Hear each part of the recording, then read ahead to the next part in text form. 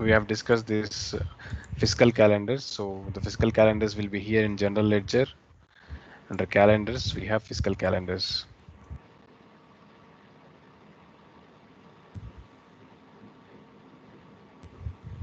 So forget about this 445. We have defined another calendar, which is for our company purpose. So here it is MRF fiscal calendar. In the list of calendars, I am choosing my calendar that I want for this company.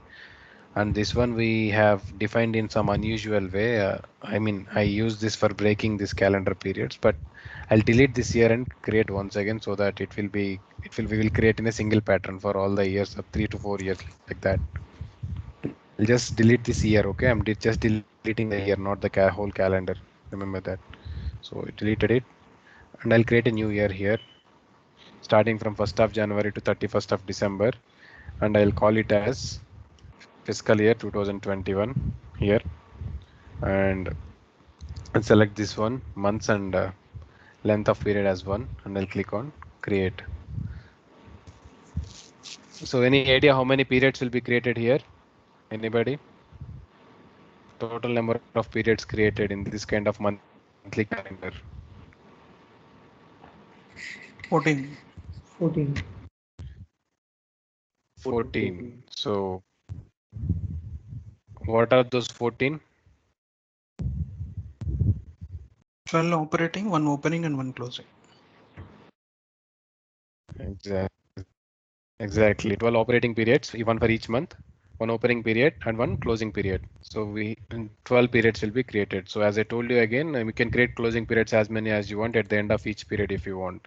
Or you can create as many as you want closing periods. But usually this is the default number that we get when we create monthly calendar. 14 periods will be created, one opening, one closing and 12 operating periods.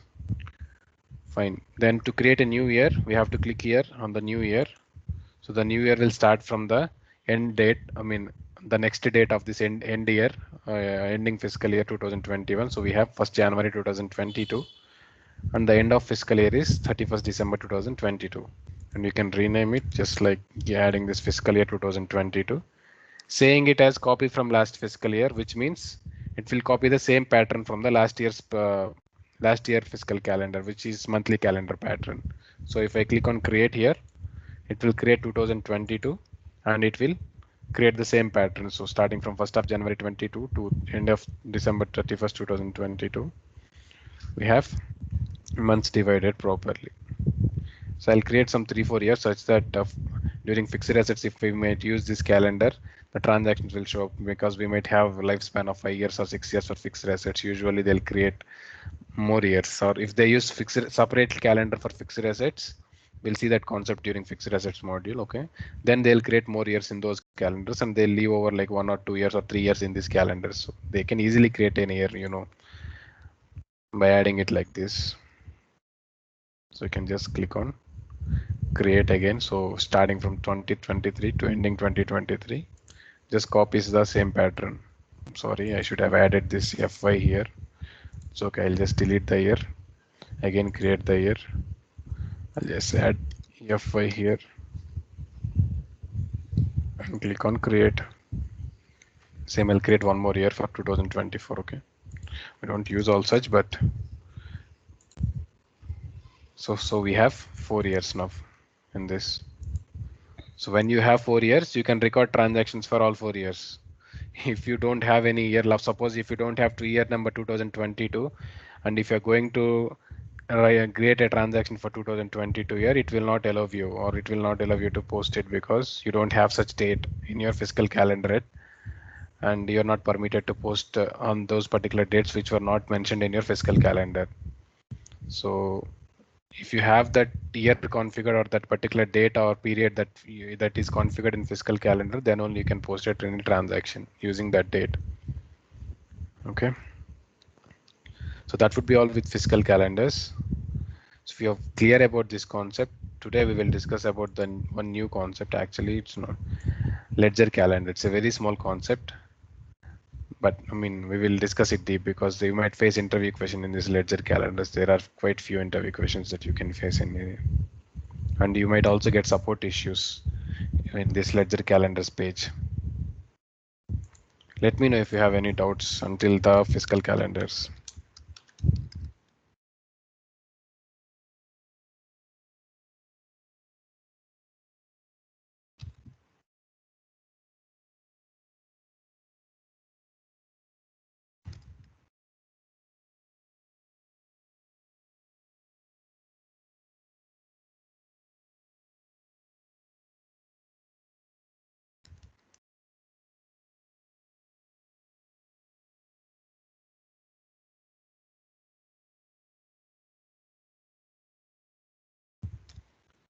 The ledger calendar is used to control the period status and the access of users for different modules. So this is just a theoretical line. So whenever somebody asks you what does a ledger calendar do, you can explain it like this. It's used to control the period status and the access for users for different modules. So give me a second. Let me connect my charger.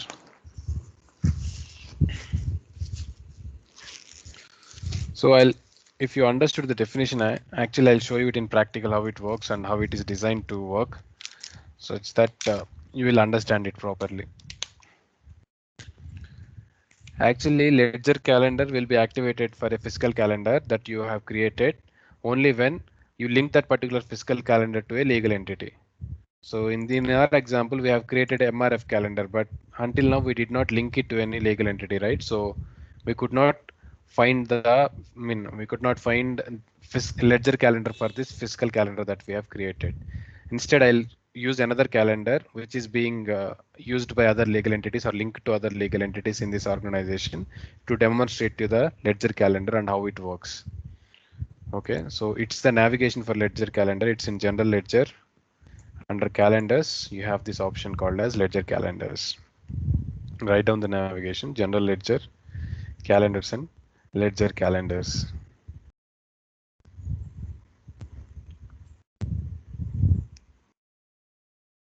So if I click on ledger calendars, it shows me some active calendars. I can see the calendars here. So, but I can see my MRF calendar, but I can't see, I can see the details, but I can't see all these things here because I did not link it to any legal entity yet. So I don't see the other statuses of the periods here in this page. So whenever you link it to a legal entity, you will see the list of legal entities to which this calendar is linked to. For now, we did not link this MRF calendar to any calendar, right? So what I'll do is I'll choose another calendar which was which was created and linked previously for other legal entities. I'll go for one calendar named as shared actually. Let me see, not shared. Here I think uh, fiscal. Yeah, this is the fiscal calendar I have. The name of the calendar is fiscal actually. So in this I have year number 2021. It's usually year number 2021, one which is having opening periods as well as 12 operating periods as well as the closing period. So the same way, I'll just duplicate this tab to show you it in the fiscal calendars page, how it is designed and all. So here in general ledger, I'll go for fiscal calendars. The same way we have created MRF calendar. Previously, I have created this calendar called as fiscal calendar. So sometimes it is by default given as calendar for all the default entities that they give in this environment. So here I have multiple years starting from 2014 to 2022 I have. So let me go for 2021 here that was created. So you see a normal operating period and 12 normal opening period and 12 operating periods and one closing period. So same general monthly pattern for a calendar. So since this calendar is linked to multiple legal entities, I am using this for demonstration of ledger calendars. So in ledger calendars, I can see all the legal entity codes here. You see USMF, GLMF, GBSI, GLCO, DEMF, USRT. So all these are the legal entities that are using same calendar, single calendar. These legal entities all are using single calendar. Okay. So what happens is in this particular page, as I told you in ledger calendar, it is used to control the period status as well as the access of users. So It is used to control the period status and the access of users for different modules, as I told you. If if we go in here, you can see this. All the normally from the fiscal calendar you see periods here, right? So all of them will be shifted onto the other side. So you see opening period here, period 1, 2, 3, 4, and like 12 and closing here. So if I go for January period here, from 1st of January to 31st of January, I can see the legal entity codes here, and I can see the status called as period status. Somebody should mute. I think Shiva should. I'm muting you. Okay, I see the legal entity codes here. So here I see the option called as period status. So period status, if I drop it down, I can see on hold, open or permanently closed. So what does this indicate? Or this on hold or open or permanently closed means?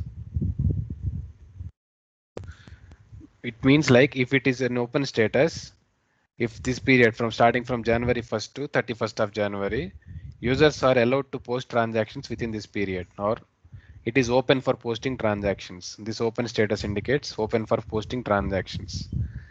If you keep it on hold, means you kept it on hold or suspended this period, or you kept it on hold for such that the users will not post any further transactions in that period. If you keep it on hold, you can temporarily keep it on hold for some time, because you might have some accounting errors that you have to reconcile or to check properly before you post any new transaction further. So for time being, you can keep it on hold such that users will not post any transactions, and later you can again open this period. Once you keep on hold again, you can change the status to on hold, again you can change it to open. So again later they can post the transactions if there are any. Usually what happens is month by month their business will run, right? So every month they will do reconciliations and month end closure process.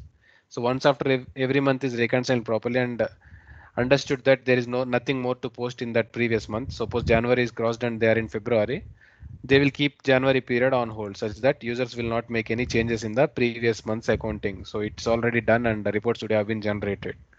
So they don't want to make any alterations or make any changes. So they'll generally keep the period on hold. The January period will be kept on hold. If at all there is a need that they have to post any transaction or correct anything, they'll come back again and change the period status from on hold to open. Okay, so this is how it works. This open, on hold, and these two. So there is another status called as permanently closed. So you should do not do this anytime. If you keep a period on permanently closed status, you cannot reopen it once again. So it's permanently closed forever. You can't post any more transactions in that particular period. So generally they don't do it in business. They don't keep it permanently closed. Sometimes they will do once after complete year business is done and you have audit, or your audits are done and your accounts have been published and everything is fair, then they will permanently close that period such that there is nothing else to do in that period, right? So at that time only, or at year end, after year end closure process, if everything is clear and fair, then they will permanently close each and every period. Normally period 1, period 2, period 3, one by one they'll close all the periods. So this is how this period statuses work: open, on hold, or permanently closed, in order to regulate the posting of transactions in these periods. Understood? Any confusion in this three? No, Jay. Sairam, Suresh. No, no. Okay. So just write this down. I mean, these three periods and the purpose. Somebody is asking something. Yeah, what is reconciliation? Reconciliation. Anybody have any explanation about what is a reconciliation? Our friend is having a question. What is reconciliation? Anyone?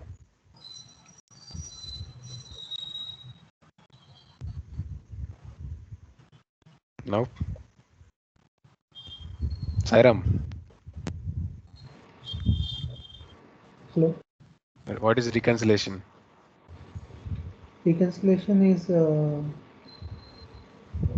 finding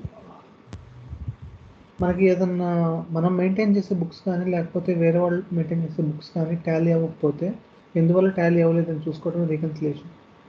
Exactly. reconciliation is matching or looking into the accounts if everything is fair or not. Suppose జనరల్గా ఒక reconciliation చెప్తే bank reconciliation, బ్యాంక్లో record అయిన transactions మన bank బుక్స్లో record అయిన డైనమిక్స్లో record అయిన transactions అన్నీ సేమ్గా ఉన్నాయా లేదా, ఏదైనా డిఫరెన్సెస్ ఉన్నాయా అనేది రికన్సైల్ చేసుకుంటాం. We will match and understand. In the same way, we do purchases, right? So we do purchases and we have inventory as well as we have purchase documents, invoices. So invoices అన్నిటికీ transactions కరెక్ట్గా ఫేర్గా particular డేట్స్కి post అయినాయా లేదా అనేది కూడా reconcile చేసుకుంటాం. Same అలానే ప్రతి మాడ్యూల్లోనూ చిన్న చిన్న రికన్సిలేషన్ ప్రాసెస్ ఉంటాయి. సో యాక్టివిటీస్ అన్ని మ్యాచ్ చేసుకొని అకౌంట్ ఇంపాక్ట్స్ అన్ని కరెక్ట్గా జరిగినాయా, ఏదైనా మిస్టేక్స్ ఉన్నాయా అనేది ఐడెంటిఫై చేసుకోవడానికి.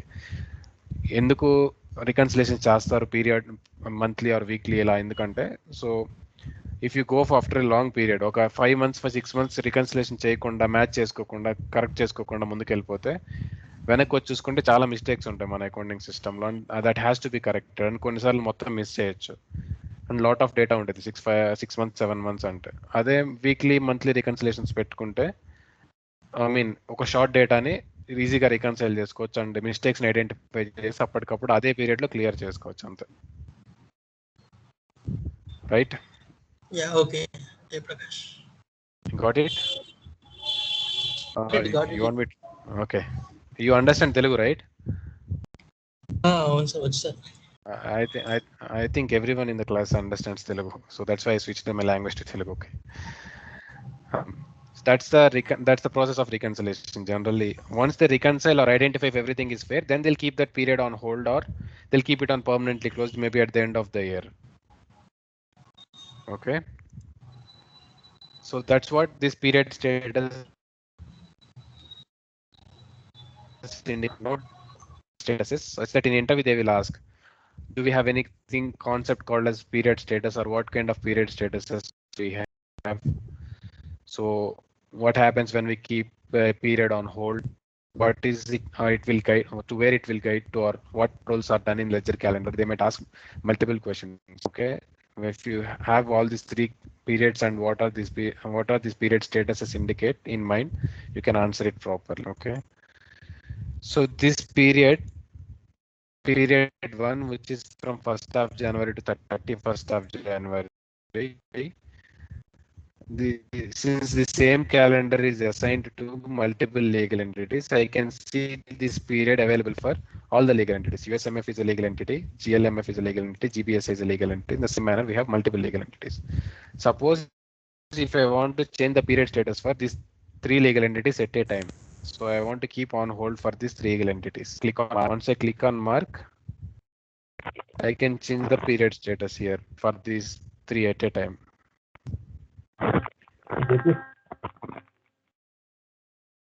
I think there is some audio disturbance, I think. Yeah. I can change the period. Hello. There is some. Is it from my side? Yeah. The same breaking of voice. Everybody Hamshi, can you hear me properly? No, Jay, there is some voice breakage.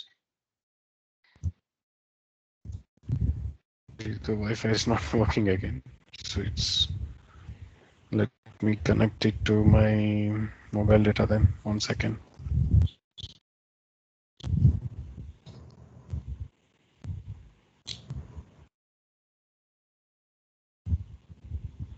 Usually Wi-Fi used to work better, but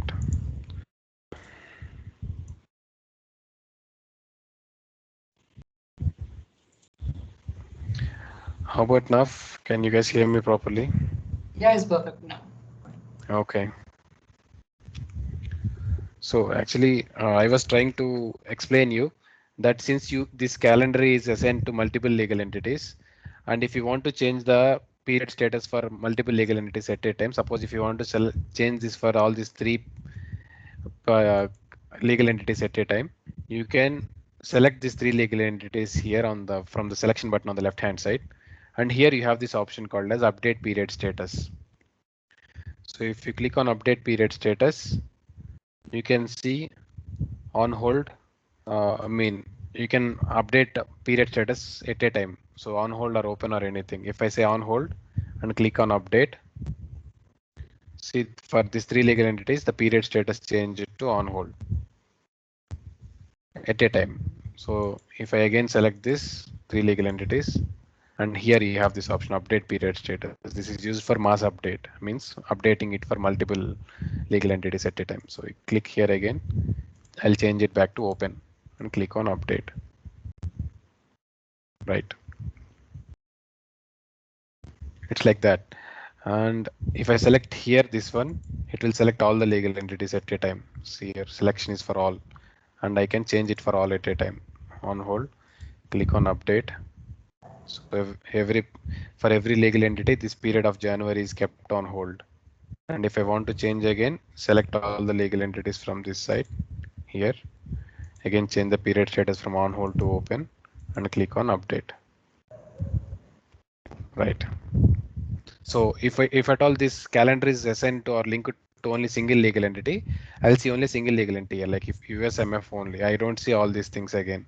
These legal entities I won't show up. Only to which legal entities this calendar is attached to or linked to, those legal entities names only you will see here usually. So we have many for this calendar. So I just want to demonstrate you how it works, and so I have selected this calendar for demonstration. So any doubt until here, anyone?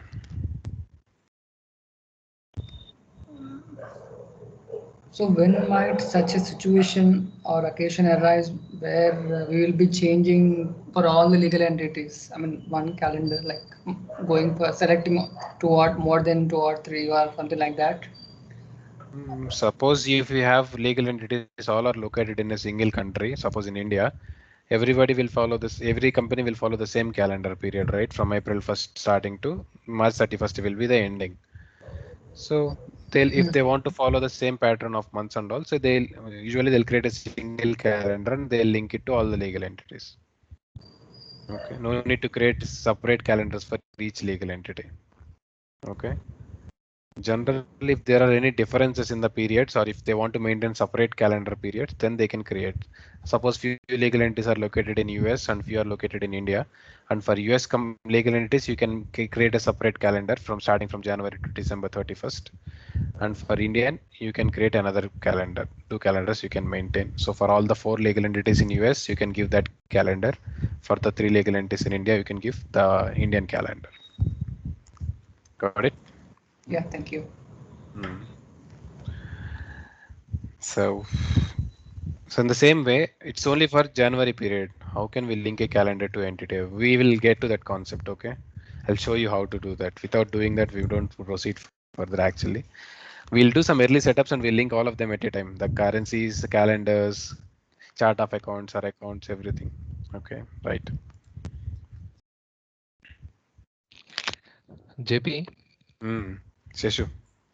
yeah, if in case somehow the reconciliation got matched and we had permanent closed the books, but later we discovered that something went wrong and we need to adjust something in between the period. So in that case, No possibility. hmm? No possibility. No possibility. So we need to go with miscellaneous, right? Is that or Mostly you will adjust those in the other period, whichever is open, the very latest, very next period to that. You will try to adjust in that period mostly. okay? Okay. Else, it is technically possible actually. If a technical consultant will build up a code or write a code to change the period status for a period, it can be done. But I mean that's not normally possible. Functionally, it's not possible. Okay, for that you have to overwrite the code and go against the policies. So that is also possible, but not most of them will do that. They don't keep it on permanently closed often. They don't at all keep it actually. So will this have an effect on auditing? I mean, this kind of things like. No, for this calendar periods, you don't have any auditing. Generally, for accounting, you will have auditing, right? I mean, if something goes wrong, as just now we have heard like a situation scenario wherein Of something course, has of went wrong and it has been closed. mm. Will that kind of have an impact on auditing? Like, will they ask such a thing actually? they will ask you. So they will ask you why this transaction is posted, and you know that it's not correct transaction, and you will tell them that you could not post a reversal transaction in that particular period because technically it was impossible since you have closed the period. So you have posted a reversal transaction in the later period, which is open by then. So it's just a hypothetical question. What I ask is what I understand. It's normal. Your accountants will have complete knowledge. I mean, in business, people will have knowledge why they were unable to reverse any transaction, or so they will note down all the things that they have to explain to the auditor said that at one point at the end of an year or a period. Definitely. Okay. Again. Okay. And in the same manner, you can close any period or change the period status from open or on hold or permanently closed. If I just keep this on permanently closed here, it will ask me this one. A permanently closed period cannot be reopened, and now transactions cannot be posted, and new transactions cannot be posted. Are you are you sure you want to permanently close period 2? So it will give you a second question to choose. So I will choose no. So I can change it back to open.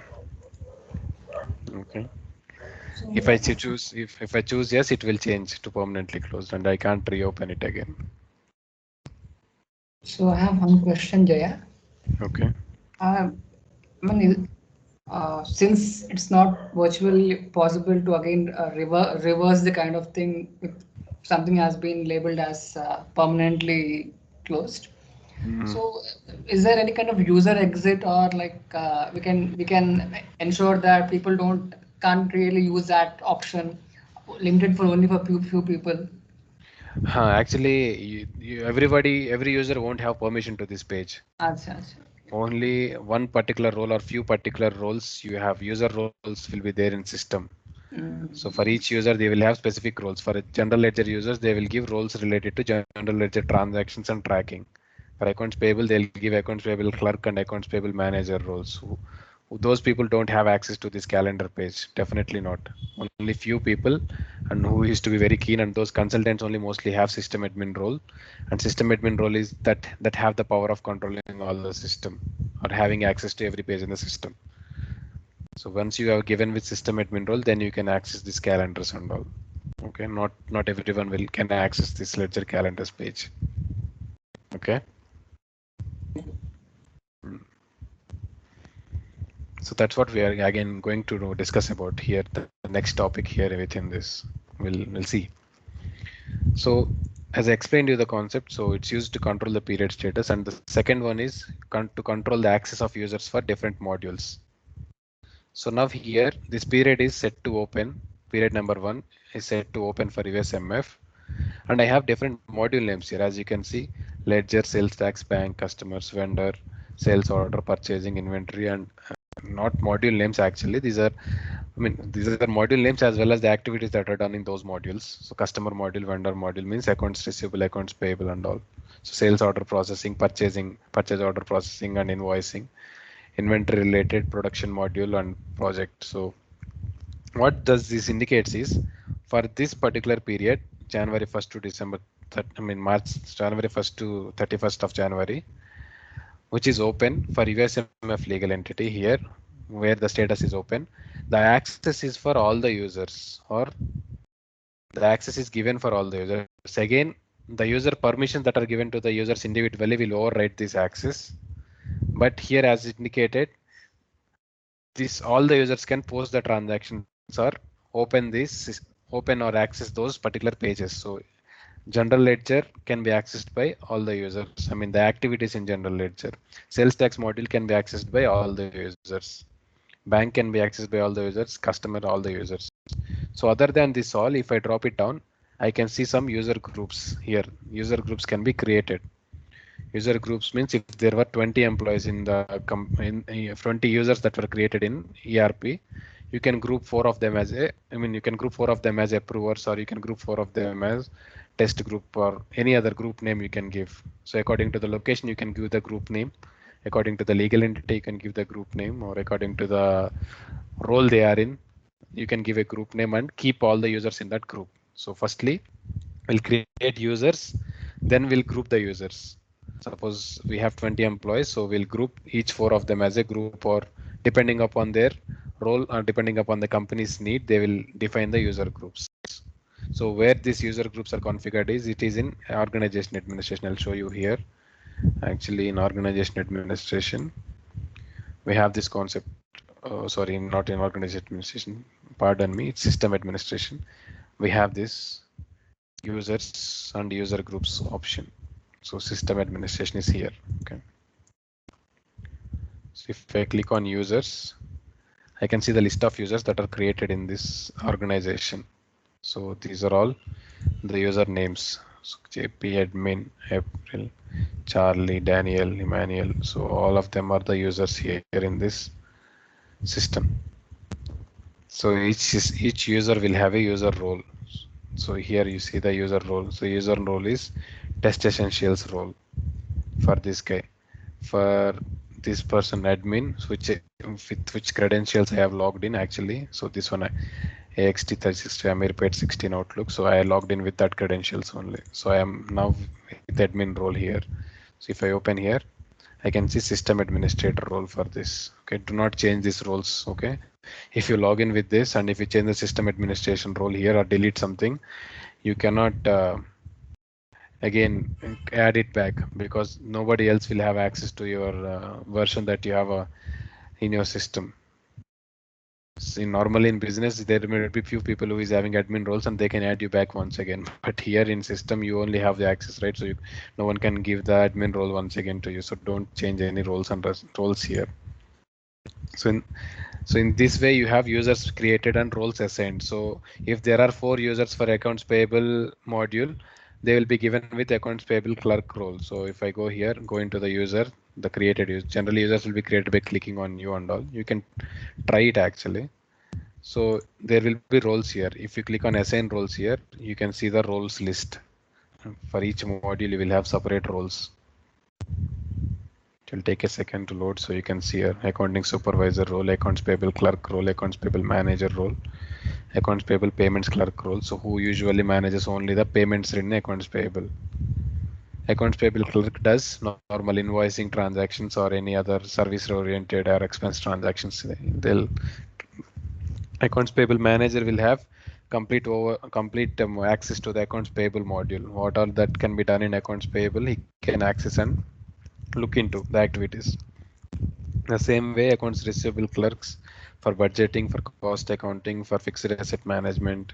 So for everything you will have user roles. Once you give a role to that user, suppose if I give accounts receivable clerk to the user, he can only access accounts receivable, and in also accounts receivable, he can't change any master data. He can only post some transactional data or create any journals or post them. That's all. He can't open any other modules, or whenever he click here on modules, he don't see all these modules also. He can only see accounts receivable or some other modules related to accounts receivable like sales and marketing and credit and collections like that. That's all. So everything is in control with users and user permissions here. And then users can be grouped as user groups, that is seen here in system administration, again just under users. If I click on user groups, I can see some groups that are created. Here I can create another group, like usually I'll just create it as MRF user group.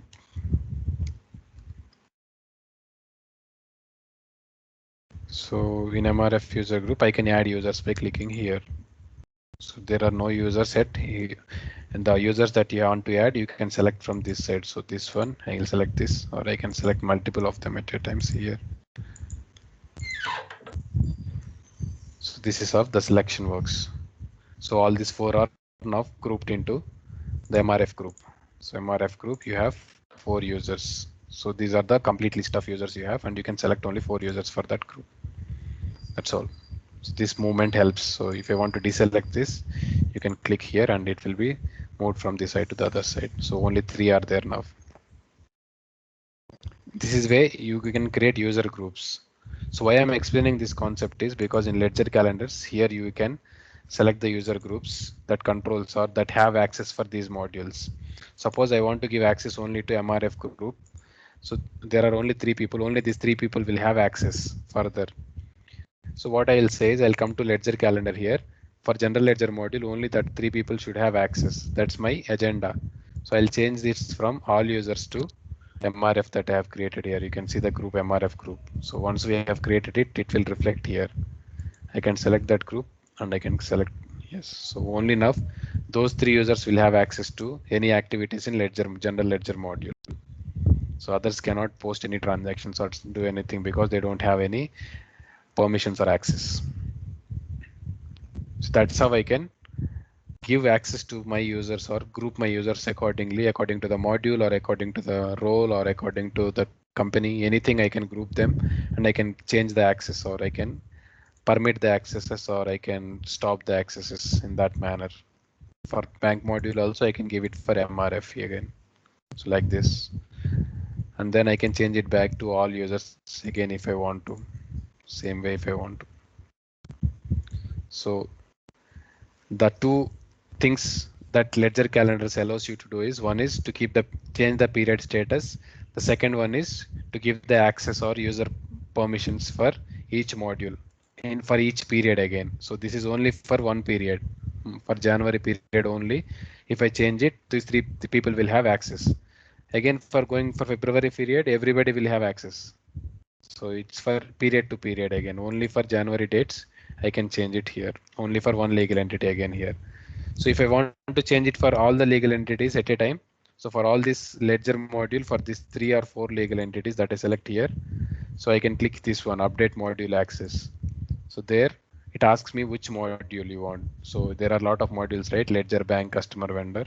So I'll select ledger module here, select, and here I can select the group to all of them or to few of them. I mean, I can select my MRF group that I have created, select it and update.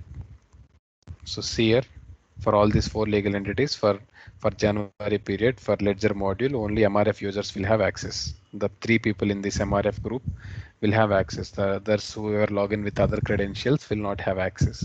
So if you log in with these 3 user credentials, then only you will have access or permissions. So I can select once again. So all these 4 to change it back, I can click on update module access, select the module once again, ledger, select it, select the access level to all users, select it, update. Right. There is also an option called as none, which means every user will be restricted. Generally, if you keep it on hold also, everyone will be restricted. And if you keep it as none also, every user will be restricted. But it's only for one module, you know. If you keep on hold means it's for all modules again. It will be applicable to all modules and all activities in ERP or in Dynamics. So if it is for individual modules, I can control it from here for all users or for no users. So these are the two major concepts or major features that are there in ledger calendars. Updating the period status or updating a module access. Got it, guys? Any confusion in this? You can ask me questions. We are open for questions. Ajay, Hello. I have a question. One by one. Vamsi. Yeah. Suppose there is an user who is taking care of 2 legal entities, and we wanted to restrict his permissions for the, I mean, he can post the transactions for ledger module in one entity, and he can post the transactions for bank related module in other entity. Then how do we configure that? So you have to configure groups accordingly. But he's there in both the So groups. if he's there in both the groups, then generally if you have to give two separate permissions. For ledger you can create one group, for bank you can create one groups. See, you can create as many groups as you want and you can add the same employees again and again. Okay, just like I have created MRF group here, I have added 3 employees. So I'll create MRF2 as another and I'll add an additional employee. That's all. Those 3 employees as well as an additional employee. So that I can give here for banks in the MRF2. I mean, in the banks, I'll give the permission for MRF2 group. Additionally, he will have permission. For Ledger, he wouldn't have, but the other 3 will have the permission. Okay. Okay. Yeah. So, actually, you can design your user groups as many as you want and accordingly. It's not the same that point that you have to use the same user group and how can we restrict a single user in that user group once again. So you can create as many user groups and give those user groups usually rather than restricting a single user again who is added into the group. Okay. Okay, So fine. actually in ledger calendar, when fiscal calendar, when we have created, we see all these details, this fiscal year, I mean starting date, end date, and there is a field called as comments. I told that it is a maintainable field where you can add any other data that whenever somebody access that period, they will look into that comment or any other note reminders for them.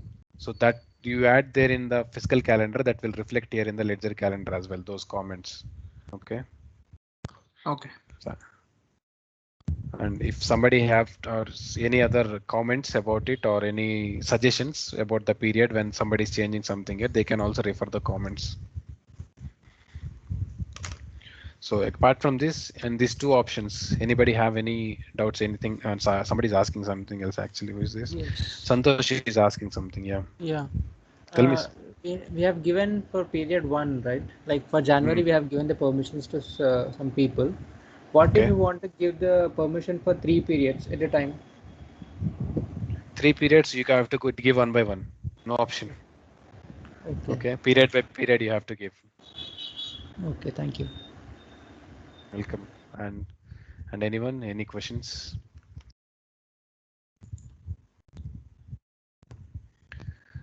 So now let me walk you through the issues with this or the kind of situations that you where you particularly use this ledger calendars or go through this ledger calendars.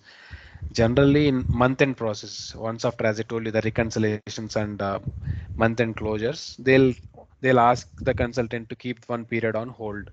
Suppose for the first period January, accounts are done and the books are almost cleared, everything is clear. So they want to close that. I mean, they want to hold that, keep that period on hold such that no other adjustments or other users will post any transactions. So they'll come here and keep it on hold in business times. Sometimes what happens is they'll forget that they kept this period on hold and they'll try to post any transaction for the previous month. Or some of the users who is not having permission for one of the module will try to post any transaction in that particular module, and system will say that there is no user access or user permission to post such a transaction. Or it will guide you through the with an error message saying the period status is on hold and you cannot post any transactions when the status is on hold. Then what you will understand that period is kept on hold. You will come back, you will change the period from on hold to open, and you will be able to post the transaction. And again, after that, if they want to keep it on hold, you will come back again and change the period status from open to on hold. So usually users don't have any knowledge. If they get that error message that period status is on hold, they don't know. They might not know what is a ledger calendar, what are the different options in ledger calendar. They only know how to use the accounts payable module, create a purchase order, post an invoice. So they only know these 2-3 steps and process. So they might be confused when they have this kind of error message and they'll come to you or come reach out to the consultant so that I am facing this error message when I am doing some action. Can you please review and get rid of this? Let me get rid of this error. So you have to do this action. That's all. So in support, usually you'll get these kind of issues. Users might face in regular business, they might face issues regarding these permissions and all. So you can recheck it from here. So anything else? No? Okay. Somebody's asking something or trying to ask. Seshu. Chappu Seshu. Seshu, we can't hear you. At least me, I can't hear you.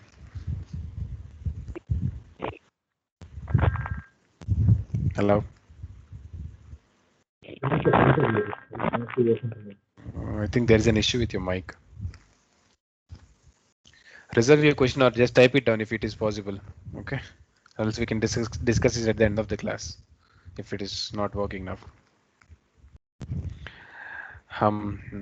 So this is all with ledger calendar. So remember this theoretical concept, and when somebody asks you in interview, Just explain them. This is how, this is why the ledger calendar is used. And for our MRF calendars, so we did not have ledger calendar. So once we link it to a legal entity, I can see the legal entity name here and the other period details, normally the module details to all the users. Or first it default, it will give it to all users permission, then you can change it if you want. So, and one more thing I forgot to tell you, I'll go back to the fiscal calendar to tell you that. So I'll change it back to fiscal calendar. So you see this period 0, opening period. This opening period will always have the status of permanently closed only. Okay. By default, it will have the status of permanently closed. So there is nothing to change in this opening period. So opening periods are generally always in permanently closed status. So I told you these are only used for process of transferring balances from previous fiscal year to the next fiscal year or this fiscal year. So for the year-end closure process, the opening balances will be transferred to the opening periods. Although it is permanently closed, opening balances will definitely get transferred. Don't worry about that. And remember this point. So the opening period will always be in permanently closed status. For the operating periods, you can, it is a maintainable field. You can change the period status as you wish. And for closing period also, you can change it. So it's also available. It's the same like the operating period. You have the period to be opened or closed or anything. Open, on hold, and permanently closed. So keep this in mind. Do not permanently close any period anytime. So this might lead you to lose your job also sometimes. So always guide your fellow consultants as well as the users, whoever have this access, tell them do not keep any period or change anything to permanently closed. Okay, in your demo versions you can do it, but usually in business where everything is configured and business is running smoothly, if you do such an action and suddenly the business stops for a day or like until the technical consultant develops code or override it, sometimes it may not be possible even. So they have to change the calendar once again. So there is a possibility easily to, you can change the calendar. I'll tell you how to do that later. But again, so don't do that first in the first place. So anything else guys in the ledger calendar? Any doubts? If not, we'll discuss about a small concept which we will continue discussing tomorrow. I'll just give a normal introduction about currencies. Fine, I'll take your silence as no doubts. So if you have any, you can anytime ask me. So next concept that we will discuss in our course is currencies. So any idea what is a currency and why currency is very important for business? Anyone? Just When you we can do use them. international trade, Okay. other than our local currency will be in use. Right. When we do international trade, we will use multiple currencies. That's okay. If we don't do international trade also, we will definitely need a currency.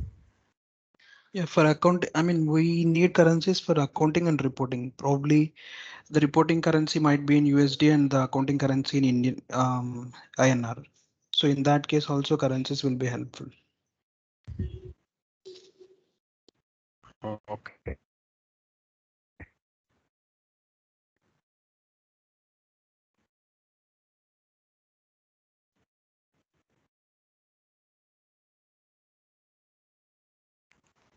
That's more into dynamics. Of why currency is used in business. Okay, let me tell you. So currencies are configuration in dynamics as well as in business. Whenever you record any transaction, you record like if you record a transaction like rent is some 10,000, what $10,000 or 10,000 euros. So every transaction that you record will have a currency along with the amount that will definitely have it. You should definitely have a currency tag. So because my voice is not clear, Vamsi. Yes, Yes, Jay. yes. Actually, non-net Is it not clear for everyone? Okay. How about now? Somewhat like same thing. Same. It's breaking. Now it's better. Now it's better. Okay. So you can mute yourself. Okay, that's for okay. Thank you. And yeah, we were discussing this concept why currencies are definitely needed or must need in a business because each and every transaction that you record in business, you will definitely tag a currency or record it in a certain currency amount. So if you say 10,000 rent is paid, so 10,000 of what? Okay, US dollar or INR or any other currencies, you have to clearly show it or clearly tag a currency to that particular transaction. In the same way, if I do international trade, so suppose I'm a company which is located in India, so mostly I'll do transactions in INR only. So if at all I'm doing a foreign trade, so I might do it with an American person or an American vendor or a customer, or so then I'll do it in US dollar. So I might choose a different currency. So in order to choose a currency or in order to let system understand that your business requires this currency only, which means if it is an Indian legal entity, I will work in INR currency. So how Dynamics will know that you will work in INR only? So you have to configure it or you have to link a particular currency to one legal entity such that whenever you record any transactions, they will be recorded by default in that currency. In the same way, you can do transactions in multiple currencies. So if you do transactions in multiple currencies, you should have active exchange rates between these two currencies, or the your local currency that you are using for your legal entity as well as the foreign currency that you are doing transaction with foreign vendors, right? So for that foreign currency, you should have proper exchange rates configured between your local currency and the foreign currency. So this currency mechanism is really important in Dynamics. Mostly in support, you will face a lot of issues with currency exchange rates as well as improper configuration of currencies. So if currencies are configured properly and everything is efficient, I mean, you will never face any issues with currencies again in with system. So this is basic and this is very important.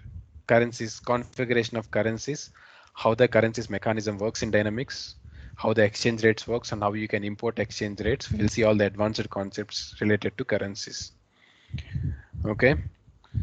So while we are understanding the theoretical part of currencies, in Dynamics we have two concepts, or actually three, I'll tell you. Accounting currency, as well we have something called as reporting currency. So I'll go with an example. Suppose I'm a legal entity located in India. So all my organization and the legal entities within this organization all are located in India. Okay, we mostly do transactions always with Indian currency and we don't want to maintain any other currency or secondary currency to record our transactions or to prepare reports later part. We don't need because all our operations are in India and legal entities are also in India. So for that case, accounting currency is the main currency of the legal entity. So if it is in India, what will be my main currency? Anyone? Rupees. Indian rupee will be my main currency. And I can give reporting currencies also INR. So what is reporting currency? I'll tell you. Suppose there is another example. My organization is located in US. Okay, the main head office is in US, and there are few legal entities in US, USA. Then there are also certain legal entities in India. The same organization is located there, but the companies related to that organization are located in India as well. So what happens then? Then I have to maintain my accountings in Indian legal entities in two different currencies because in US they will usually maintain US dollar. That's the head company. In India we have to maintain it in Indian rupees in the local currency as well as in the US dollar because for the comparatives why we maintain two currencies because whenever the head office look into the accounts of India, they can't analyze it in the Indian rupees, right? So they will look into the comparatives of US company's performance with Indian company performance only when they can look into the transactional amounts in US dollars or the main account balances in US dollars. So for that purpose, what we will do is in Dynamics, we will maintain two currencies for a legal entity. One as an accounting currency, other one as a reporting currency. Suppose my legal entity in India, for which head office is in US, I'll maintain accounting currency as the INR and the reporting currency as US dollar.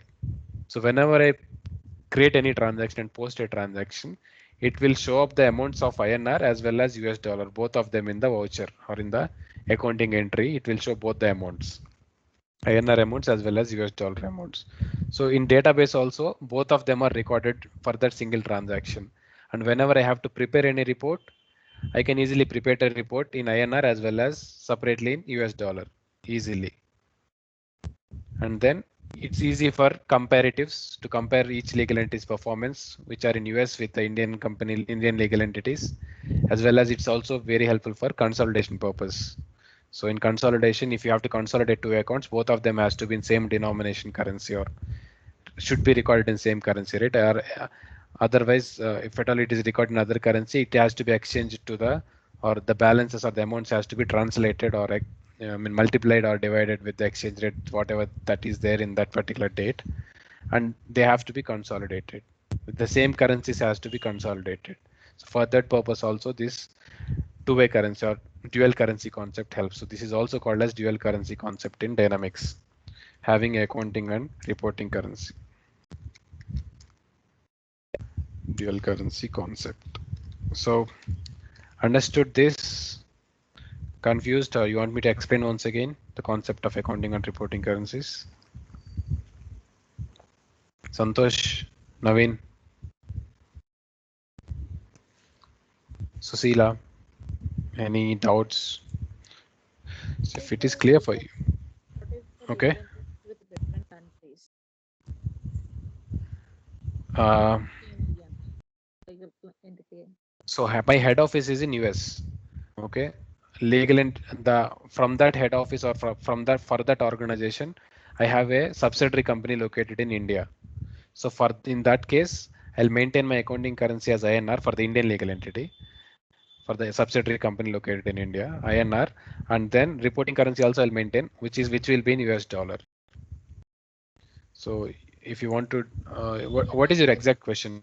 actually, if the legal entities divided into, I mean, divided in other countries as well, like UK, Okay, along with the Indian legal entity, okay, head company has different legal entities in other countries as well. Then what will be the case?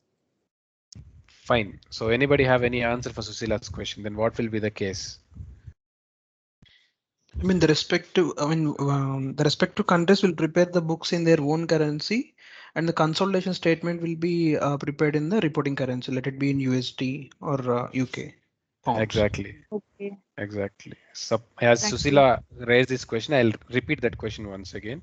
So my head office is located in US, or the main organization office is located in US, base is US. I have subsidiary companies in India as well as in UK as well as in other European countries. In that case, how this currency mechanism works or how accounting and reporting currencies will be maintained for different subsidiary companies which are located in other locations other than US. So as I explained you the example of Indian legal entity, Indian subsidiary, which use accounting currency as INR and reporting currency as US dollar. The same manner, if another subsidiary company is located in Europe or any other European country like Germany, suppose, and therein their accounting currency is euro, they'll use the accounting currency as euro, and reporting currency it will be same US dollar only all the time because the head office is in US only, right? So they'll record the transactions in euro as well as in US dollar. The same way, if it is in UK or in Great Britain, you have GBP, British pound, will be the accounting currency. Reporting will be US dollar. It's like that. So I have a small question for one of you. I'll just ask it. So my parent company. Parent company is located in, sorry, UK. So the currency is GBP. Subsidiary, I see, subsidiaries located in India. So again, I can say China. Wrong. Okay. And Australia. Okay. So for currency of India is INR Okay, China is CNY, Chinese yen, and for Australia it is Australian dollar. Okay, AUD. Now my question is to my friend Sairam. So for the Indian legal entity, Indian subsidiary, what will be the accounting and reporting currencies? Accounting currency is INR and reporting And currency will be Great Britain pound. again, please. Accounting currency is INR. Okay. Reporting currency will be Great Britain pound. Oh, exactly. Accounting currency is INR and reporting currency is GBP, Great Britain pound. So my local currency will be my accounting currency for the Indian subsidiary, and reporting currency will be the my head office per parent company's currency. So now this question will be to my friend Suresh. Suresh, you there? Okay. Then to Santosh, what is the currency selection for China legal entity? Yeah, accounting currency will be CNY and reporting will be GBP. Okay, accounting will be Chinese yen and reporting will be GB. GBP. So anybody else can answer for Australia? Accounting and reporting. Sidhu. Accounting currency is the AUD and reporting will be the GBP. GBP. Yeah, yeah. Okay. Meanwhile, I have one question. Mm, Like it was like the value of the money INR will be varies right with the compared to the GBP. If of suppose course. GBP dollar, like suppose GBP pound is Pounds. 80 rupees for today, and Indian value will be fluctuates like around 40 to 50 rupees, something like around like that. So how this both will be tallied? Yeah. Right. Good question. So you have to say if you have any idea. I think they'll create some foreign currency revaluation account and they'll post the difference to that account. That's later part. So Okay. that's at the end of any period usually. But initially, how it works. Suppose, yeah, someone is saying something. Yeah, please. Is it linked to any sort of exchange site wherein the information is taken constantly, or like Maybe. just guessing, a wild guess? Your guess is not wrong. Your guess is right actually. Exchange rates are imported on daily basis in system. I'll show you how to do that too. Okay. So Sidhu asked the question. So if I'm recording a transaction today, suppose I'm paying a rent of 10,000 INR. Okay, 10,000 rupees in my Indian legal entity. I'm paying it for some other person who ever gave me a building. I'm paying 10,000 INR. So how can this be recorded in GBP again? So I only gave 10,000 INR in the transaction. So this will automatically be converted into GBP. So we'll get 900 GBP. So whenever we have an defined exchange rate between INR to GBP, or for that particular date, if you have an exchange rate, so system will automatically pick the exchange rate and convert this 10,000 INR into 900 GBP automatically. Okay. Does that answer your question, Sidhu? Yeah, but varies right. The value, the amount, like every day varies right. 10,000 is not, if it not doesn't matches to 900 GBP, it may be problem right for the value of the money. Well, I promise you won't ask this question tomorrow Okay. because we will discuss that concept tomorrow. How exchange That's rates are configured and how it works. Okay. yeah. And how on daily basis exchange rates will be changed or imported. I'll show you that also. That would be in the next class after tomorrow's class. Yeah. Okay. Um, and I have one more question. So if somebody asks this, you'll get an answer this properly. You'll get an appreciation. So we have discussed about the, subsidiary companies pattern. So I have this question: if at all for my main legal entity or my head office or parent company or some of the legal entities that are located in this UK location only. Okay, so what is my accounting and reporting currency for this UK location currencies? UK location legal entities, sorry, which Both are will be located GBP. in. So who answered that? Santosh? Okay, Yes, bro. Santosh's opinion is both will be GBP. Anybody else have Can you different? please repeat the question once? So previously we have discussed about the subsidiary companies located in other countries other than UK. But now I'm asking about the parent company or as any other legal entities that are located in UK itself. In that case, what will be the accounting and reporting currency for those legal entities? The legal entities located only in UK. So there are no Both will be subsidiaries in GBP. other countries, just only confined to UK. Accounting currency will be UK only, GBP. GBP. Yeah, Okay. uh, but the reporting currencies may be different because they may transact in with the other countries as well. No, because your parent company is in UK only and it is GBP Yeah. only. Why will you need another currency? You don't need another currency. Okay. Okay. So the main agenda of maintaining dual currencies is to record the transactions in two currencies, as well as it will be helpful for you for the preparation of reports as well as the comparative statements for consolidation process and multiple business processes as well. So for subsidiary companies, it is mandatory that they have to maintain this currency or secondary currency or the reporting currency, such that it will be helpful for the group company to look into the accounts of these subsidiary companies or to look into the performance of these subsidiary companies. But whereas it comes to the companies that are located where the group company is already located in, so you don't have to maintain two currencies actually. You can maintain only one accounting currency as GBP. And see, if you maintain two currencies as same, there will be two balances. I mean, two amounts recorded, but both of the recorded amounts will be the same, right? So if I maintain accounting currency as GBP and reporting currency also GBP, and I'm paying rent of 10,000 GBP, and reporting currency also that the same 10,000 will be recorded. So it's not mandatory that you have to maintain two of them as same currency. You can maintain a single currency. Accounting currency is enough because your group is in the same company, right? So one currency is enough.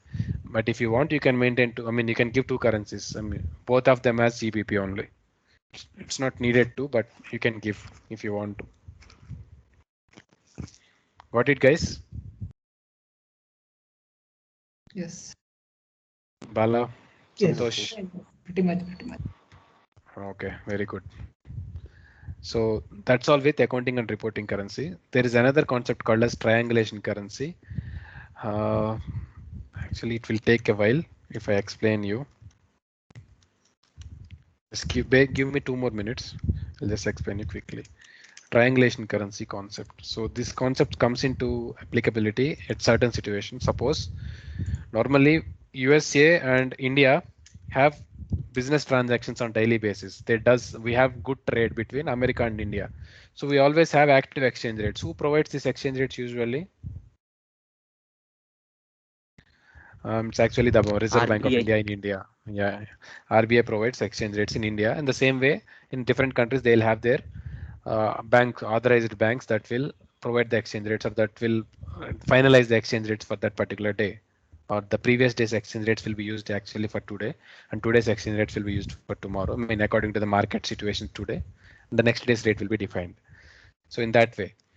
So we have active. Suppose if I want to do transaction between US dollar and in INR, I can easily do it because we have an active exchange rate on daily basis. But there are certain currencies which does not have active exchange rate between both of them.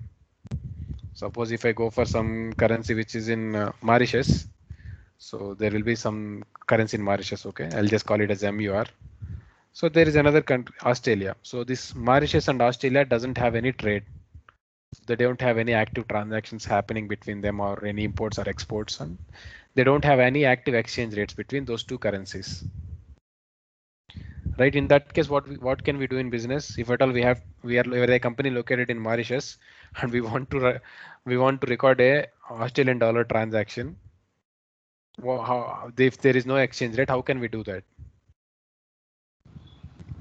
We'll export to we'll export to that country which is regularly trading with Mauritius, and from there we'll take it. So that's one point. Yeah, that's correct. But we don't exchange the trade actually. So we will use that middle currency as an as a base currency for exchanging these two. Suppose for Mauritius currency you have euro to Mauritius you have active exchange rate. Again for euro to Australian dollar you have active exchange rates. Okay, so euro is a base currency. So you can use the exchange rate from here to here and here to here to define exchange rate from here to there. So simple mathematical equations, right? When x is equal to y, x is equal to 2y and 2y is equal to 3z. So you can easily define the equation between x and z. The same way, if you have an exchange rate between MUR to euro and euro to Australian dollar, you can easily define an exchange rate between MUR to Mauritius currency to Australian dollar as well, because you have a base currency in between. So this is called as triangulation currency. In between currency, which whatever we have is called as triangulation currency. Okay, that's the concept of triangulation currency in such kind of examples. So I'll show you how we can configure triangulation currency and how it works in business. Okay. But remember this point. So when there are no active exchange rate between two currencies and you have to record any transactions, we will use a third currency or a base currency to define an exchange rate between the previous two currencies. So here in this example, we are using euro as a base currency to define exchange rate between MUR and Mauritius currency and Australian dollar. So mostly they in normally in any business, if at all they have to use some currency as a triangulation currency, they'll usually use euro only. Euro is a default triangulation currency because with euro, almost all whole world is connected or whole world trade is connected and they have exchange rates. So normally now in this situation in market, every country have exchange rates properly between each other. Okay. In case if they don't have, this is a way, or triangulation currency is a way. That's all. Okay. 99% all the countries we have exchange rates between each other. That for that 1% we have this concept of triangulation currency. Understood this concept? Any confusion? Anyone? So I have a question. In these three currencies, what is the triangulation currency? Euro. Exactly, euro. Yeah, because it is a base currency and the third currency, so it will be euro. So what happens is whenever we record a transaction in Australian dollar, first it will exchange to euro and then it will exchange to MUR. So with the two exchange rates we have, system will automatically equate and define the exchange rate between AUD to MUR automatically. So I'll show you that in the next classes or while we do some transactions. Okay. So thank you for today, and this will be all for today. So I just go through this concept: accounting, reporting, and triangulation currency. They will definitely ask you these three concepts of accounting: what is accounting, and what is reporting, and what is triangulation currency. And they might also ask you the concept: what is a dual currency concept in dynamics? You can say you can maintain two currencies for a legal entity, and these kind of situations like parent and subsidiary company situations you can explain. And you can explain triangulation currency this scenario. So always for these kind of examples, try to explain with scenarios or situations or examples, so that your interviewer will feel impressive. Interviewer will feel impressed that you know the concept clearly, or you have practical applicability. Right, guys? So we'll meet up tomorrow. So we have discussed ledger calendars and the currencies introduction today. Tomorrow we'll configure currencies, see the currency menu as well as the exchange rates concept. See, they don't miss tomorrow's class then.